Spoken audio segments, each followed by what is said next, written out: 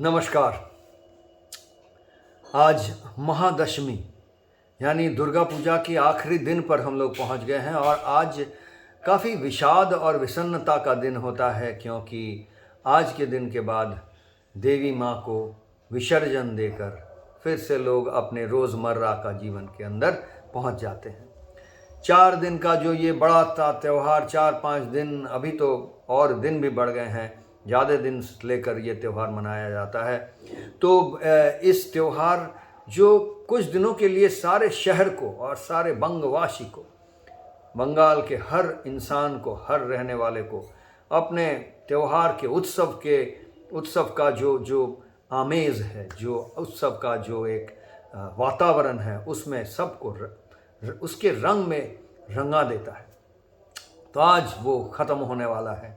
अंत में देखा जाता है कि सब रोते रोते माँ को विदा करते हैं और फिर माँ का जो मूर्त रूप है, ये प्रतिमा जो है, ये मूर्ति को ले जाकर पानी में विसर्जन दिया जाता है। पहले तो गंगा में विसर्जन दिया जाता था, अभी भी गंगा में बहुत बड़ा विसर्जन का समारोह होता है। 100 जो मूर्तियाँ हैं हर जगह से सब लेकर आते हैं गंगा में। जिनके लिए गंगा तक पहुँचना मुश्किल होता है, वो छोटे छोटे अलग जो पानी का कोई भी तालाब हो या दूसरे नदी हो, वहाँ पे विसर्जन होती है। वैसे तो बांग्लादेश और भारतवर्ष का जो बॉर्डर है, वहाँ पे टाकी एक जगह है, वहाँ पे जो नदी, जो बॉर्डर का मेन लाइन है, जिस नदी से दोनों देशों का विभाजन हुआ है, वहाँ पर भी बहुत बड़ा समारोह होता है और दोनों देश के लोग आकर देखते हैं किस तरह से। वैसे तो बांग्लादेश में बहुत ही मुसलमान बहुत हैं, लेकिन वहाँ से भी जो हिंदू है, वहाँ भी जो पूजा होते हैं, वो पूजा को ले आते हैं, इधर से भी जाते हैं और सब कोई, हिंदू मुसलमान सब इसको विसर्जन का जो समारोह है उसका भी पूरा लुत्फ़ उठाते हैं, उसका मज़ा लेते हैं, उसको देखते हैं, उसमें डूबते हैं। देवी मूर्ति जब पानी में डूब के चली जाती है तो उस विषाद में और उस प्रसन्नता में, वो विषाद और प्रसन्नता का मिला जुला एक अनोखा समय होता है, एक अनोखा मुहूर्त होता है, एक अनोखा वातावरण होता है। इसमें इंसान भी उसमें कुछ पल के लिए तो डूबता है। तो आज का हमारा सत्संग का विषय भी विसर्जन को लेकर ही है और किस तरह से ये विसर्जन की जो रूपरेखा है, ये जो आयोजन है, ये किस तरह से हमारा कर्मयोग फॉर 21st सेंचुरी का जो फिट फॉर लाइफ प्रोग्राम है, ये जो हमारा सीखने सिखाने का एक सिलसिला है, ये जो एक साधना पद्धति का एक व्यवस्था है, इसके साथ विसर्जन का क्या ताल्लुकात है, कैसे ये जुड़ा हुआ है, ये समझाना बहुत ज़रूरी है और समझना बहुत ज़रूरी है। वैसे आपको समझ में आ रहा है कि संस्कृति, धर्म, इन सब ये दिनचर्या, हमारा जीवन, भौगोलिक, जहाँ पर भौगोलिक तरह से जहाँ हम रहते हैं, उन सारी चीज़ों के साथ इस प्रोग्राम का बहुत ही संयोग है, बहुत ही एक अहम इंटीग्रेशन है। तो ये अलग नहीं है। जिस तरह से हम साइंस के साथ, विज्ञान के साथ और कला के साथ और हर चीज़ के साथ जुड़ते हैं इसको, इसी तरह से हम इसको धर्म और संस्कृति के साथ भी जोड़ते हैं। तो विसर्जन का जो परंपरा है, इसको देखिए, समझने के लिए पहला तो ये प्रश्न आएगा। बचपन में हमें भी ये प्रश्न आता था कि इतना कुछ करके, इतना बहुत ही सुंदर अपूर्व ये मूर्ति बनाया जाता है देवी का, और उस देवी मूर्ति को बनाकर उसमें प्राण प्रतिष्ठा कर उसको इतना गहराई से, इतना भक्ति से पूजा किया जाता है। और तब 4 दिन के बाद उसी मूर्ति को ले जाकर खुद ब खुद यही इंसान, यही हम सब जो कि इस भक्ति में डूबे हुए थे, उस मूर्ति को ले जाकर पानी में डुबो देते। क्यों? इसका क्या मतलब अर्थ हुआ? क्यों ये व्यवस्था किया गया? और इसमें तो लोगों को विषाद होता है, सबको लगता है कि चलो अब पूजा खत्म हो गया। ये क्यों किया जाता है? तो इसको समझने के लिए बहुत ही ज़रूरी है। कुछ दिन पहले मैं मैप टेरेन ट्रैप को लेकर एक संवाद किया था, एक सत्संग किया था, उसको समझना ज़रूरी है। यानी मैप यानी मानचित्र, और टेरेन यानी जो भौगोलिक जगह जिससे हम गुजरते हैं, और जहाँ पहुँचने के लिए, कहीं पहुँचने के लिए, कोई भौगोलिक जगह पे पहुँचने के लिए हम लोग मानचित्र का व्यवहार करते हैं। तो मानचित्र जब तक वो जगह नहीं पहुँचे तब तक वो मानचित्र ही हमारा सहारा है। उसी को लेकर हम चलते हैं, आगे चलते हैं, उसी को देखते हैं, बार बार उसी को रेफरेंस लेते हैं, समझते हैं कहाँ पहुँचे हैं, गलती तो नहीं हो रहा है, वगैरह वगैरह। तो चित्र जो है, मैप जो है, वो हमारा सबसे ज़रूरी वस्तु है उस समय जब हम गंतव्य तक पहुँचने की कोशिश कर रहे हैं। पर एक बार जब पहुँच जाते हैं उसके बाद उस मैप का कोई मायना नहीं रहता है। वो मैप का काम हो गया, वो मैप को आप फेंके, रखे, अंदर रख दे, उसको अब अंदर कर देना है। फिर से जब दूसरे गंतव्य तक पहुँचना है तब उसको निकालेंगे, उसका व्यवहार करेंगे।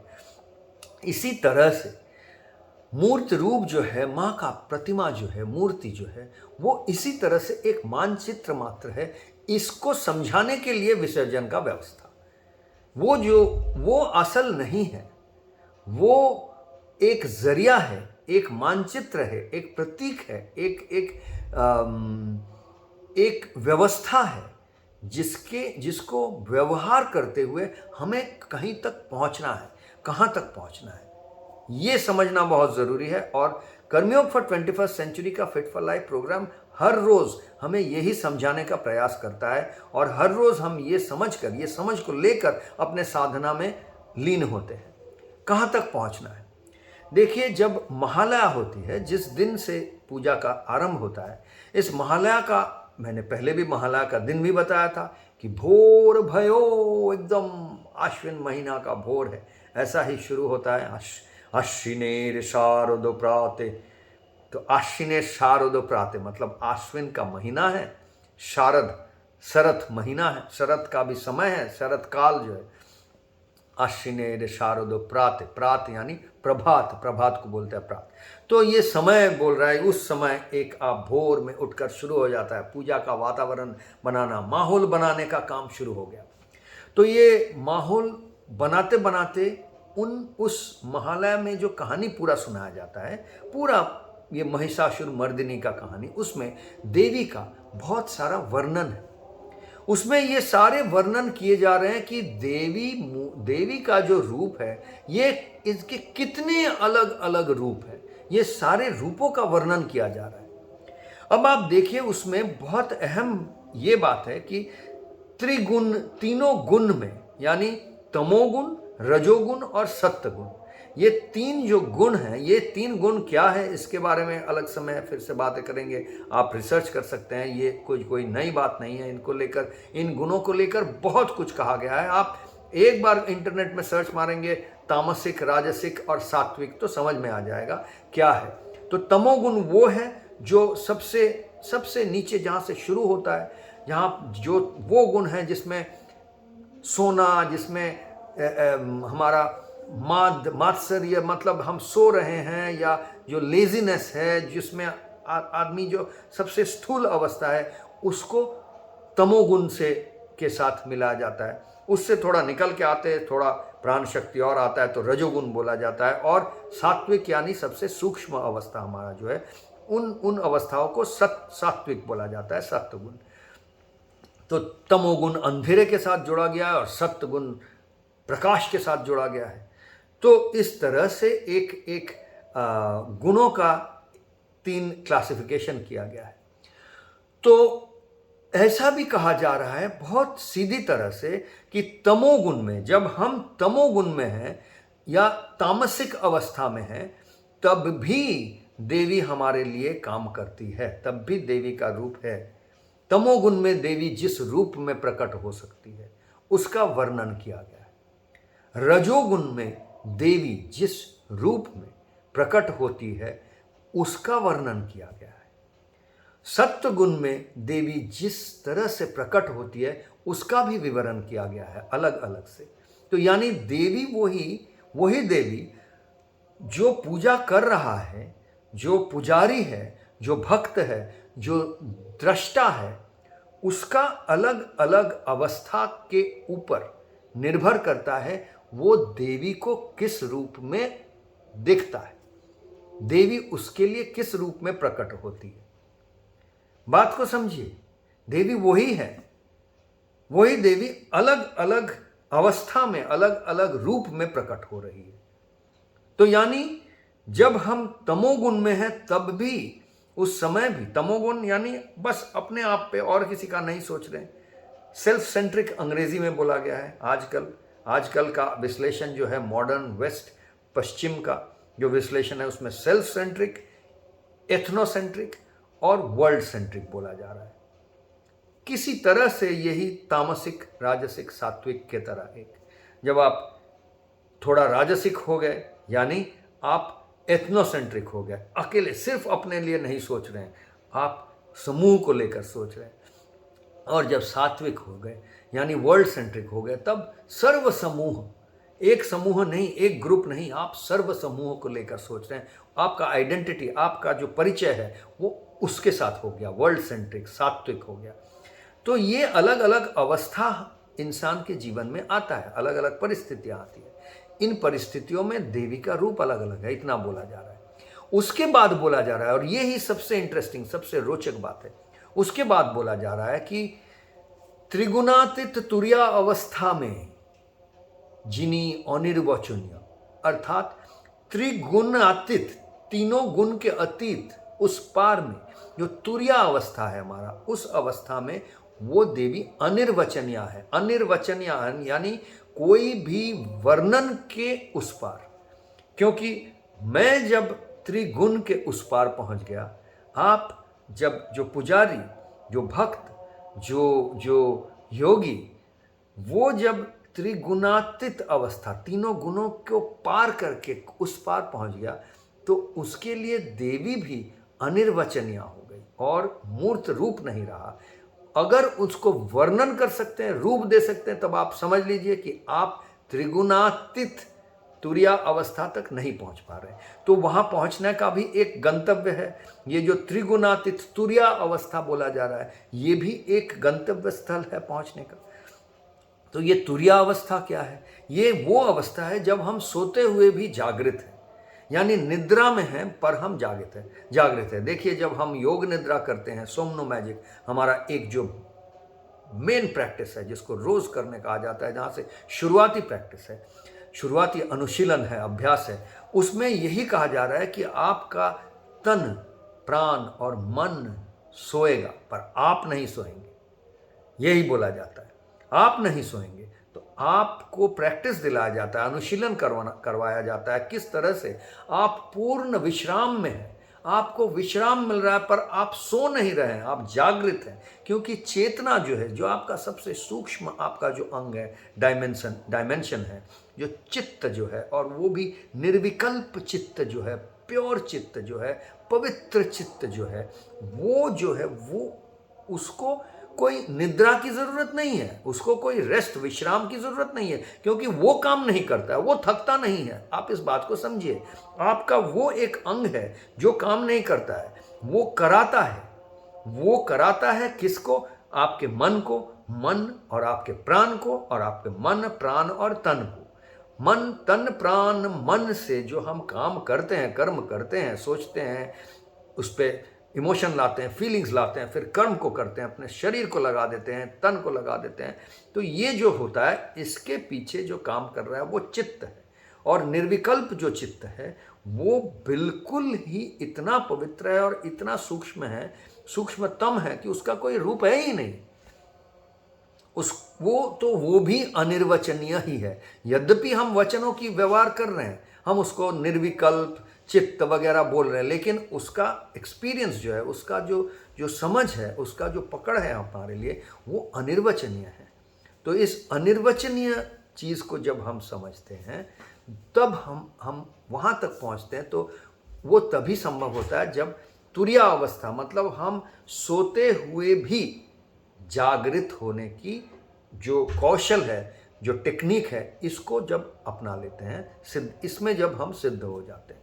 तो ये तुरिया अवस्था एक अवस्था है जब आप सो सकते हैं, पर आप निद्रा में नहीं हैं। तो देखिए, ये बहुत साधारण सी बात है, क्योंकि जब आप सो भी रहे हैं तब आप जागते कैसे? अलार्म कैसे सुनाई देता है?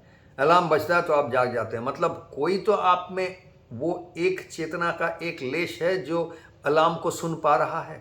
आप जब मर जाएंगे तब तो आप नहीं अलार्म सुन के जाग उठेंगे, तो उस समय चेतना बिल्कुल ही खत्म। तो अभी भी जब सो रहे हैं तब चेतना का एक पार्ट तो है जो अलार्म सुनता है, अलार्म का आवाज़ को सुनता है। वो कौन सा पार्ट है? वो उसी पार्ट को जब आप और शक्ति देते हैं और स्ट्रेंथन करते हैं और बढ़ाते हैं, जैसे आप फिजिकल एक्सरसाइज करके, शारीरिक एक्सरसाइज, व्यायाम वगैरह करके मसल अपना बढ़ाते हैं, इसी तरह से जब चित्त की एक्सरसाइज करके चित्त का पावर, उसका क्षमता को बढ़ाते हैं, तो आपका ये तुरिया अवस्था बहुत आसान हो जाता है। आप तुरिया अवस्था में रह सकते हैं। जब आप सो भी रहे हैं, विश्राम भी मिल रहा है, लेकिन आप जागृत भी हैं।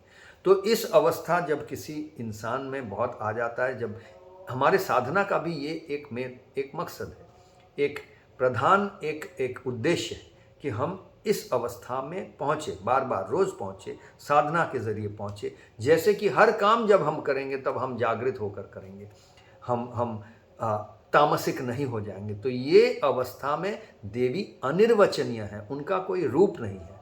तो इस गंतव्य जब तक हमको पहुंचना है, पूजा, दुर्गा पूजा इसीलिए किया जा रहा है, इसलिए नहीं कि माला किए, नए नए कपड़े पहने, बड़ा बड़ा पंडाल लगाए और बड़ा मूर्ति लगाए, बहुत पूजा किए, धूमधाम हुआ, मज़ा हुआ, ये हुआ, सब रस्मों की पालन किए, सब कुछ किए, आरती किए, नवपत्रिका लगाए, सब कुछ किए, लेकिन असल चीज़ ये नहीं समझे कि ये सारा इसलिए कर रहे थे, कहाँ तक पहुँचने के लिए, कि वो तुरिया अवस्था तक पहुँचने के लिए, जैसे वो अपना हो जाए। तो ये तुरिया अवस्था पहुँचने का साधना है कर्मयोग फॉर 21st सेंचुरी का फिट फॉर लाइफ प्रोग्राम। इसमें जो 6 अंग है, 6 जो पड़ाव है, उसमें बहुत इसको आगे कहीं और गहराई से समझाऊंगा, लेकिन गंतव्य यही है। तो जैसे दुर्गा पूजा का भी अगर आप इस अवस्था में नहीं पहुंच रहे हैं, तो भाई आपके लिए दुर्गा पूजा का जो समारोह है वो परिपूर्णता नहीं ला सकता है। तब आप विसर्जन करके विषाद में ही रहेंगे। आपको ये लगेगा नहीं कि आप कहीं पहुंचे हैं, आपको लगेगा कि हाँ मेरे पास आई थी, लेकिन आप उन तक पहुंचे नहीं, उनके साथ एक नहीं हो पाए। उनके साथ जब हम एक हो जाते हैं, बिल्कुल एक हो जाते हैं, तो वही वो जागृत तुरीय अवस्था है, जब हमको और उस अवस्था में और विश्राम वगैरह की ज़रूरत नहीं है। तो मतलब उस विश्राम उसी में हो रहा है। सच्चिदानंद अवस्था जो बोल रहे हैं, ब्लिस जो बोल रहे हैं, आनंद जो है, सारा कुछ उस अवस्था में है। इतना है कि उससे अब अपना सारा जीवन, सारा कर्म उससे रंगित हो सकता है, उसी रंग में रंगा सकते हैं हम। तो ऐसे कहा जाता है, वो अपने ही रंग में रंग दे चुनरिया, एक गाना भी है इसी तरह से, कि हमको उस रंग से रंग देना है। यानी जिस रंग का कोई रंग ही ना हो, कोई गुण ना हो, वो गुण से, निर्गुण से, निर्विकल्प से, उस रंग से रंग देना है। वहाँ तक जब हम पहुँच पाते हैं, तब हम ये समझ सकते हैं कि हमारा गंतव्य तक पहुंच गए हैं। उसके बाद वो देवी मूर्ति का कोई प्रयोजन नहीं है। उस मिट्टी की मूर्ति को पानी में विसर्जन दिया जाना चाहिए, और यही दिया जाता भी है। तो यही तात्पर्य है विसर्जन का, और विसर्जन का तात्पर्य है कर्मयोग फॉर 21st सेंचुरी का फिट फॉर लाइफ साधना पद्धति का। आज के लिए इतना ही दोस्तों, नमस्कार।